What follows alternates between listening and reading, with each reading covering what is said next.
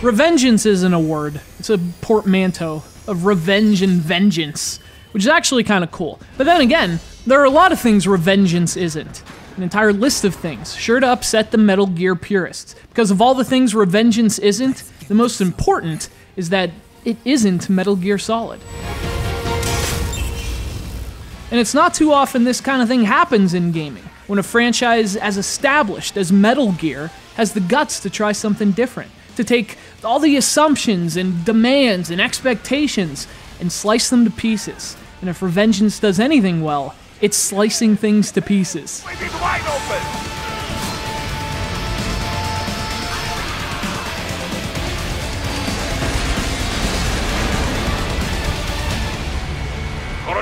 Very good.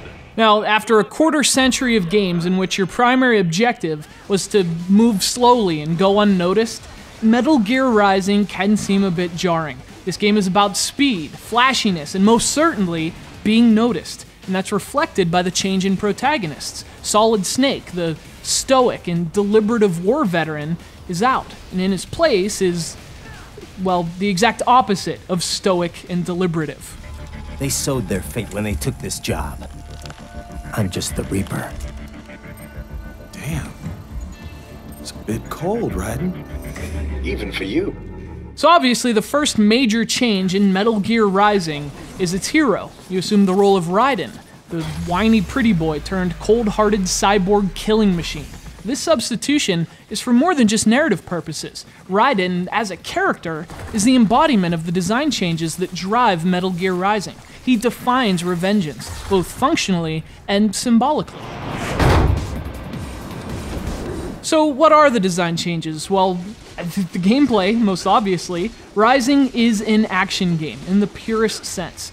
Call it what you will, a brawler, a beat-em-up, the terms apply. Raiden is like this industrial strength slicer, or a razor-sharp propeller spinning out of control. And just like Master Splinter, he strikes hard. Doesn't worry so much about the fade away without a trace part.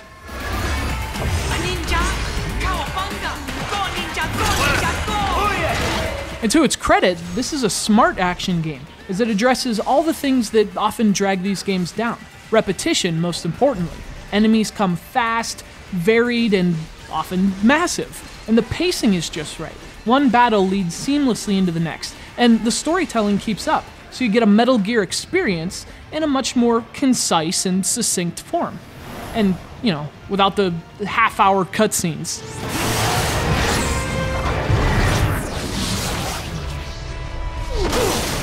Another defining element of Rising is its focus on cutting, specifically this idea of free cutting. Raiden can essentially slow time, and when this happens, you can freely slice in any direction using the right analog stick. You cut anything in any direction, the game reacts. In fact, you can almost dissect your enemies, which Raiden can use to harvest fuel cells. It's a really cool technical feat, and it works well, but to me, it feels more like a gimmick than a vital gameplay element. And constantly slowing time in a game that's otherwise fast eventually starts to feel counterintuitive. And, you know, as enjoyable as the combat is, another minor flaw is that it does try to add some stealth, but it just feels out of place. Although Raiden controls great at high speeds, he's hardly optimized for quietly sneaking up on enemies. Stealth's my specialty. Right. Of course, nitpicking about a game this good feels a bit nitpicky. Honestly, there's a genius to this game that other franchises could really learn from. I've never been a huge Metal Gear fan personally, but with Revengeance, it was love at first slice. It's far from perfect, and stealth lovers may scoff, but the new Metal Gear is a great Metal Gear. And after all, once in a while, every blade needs sharpening.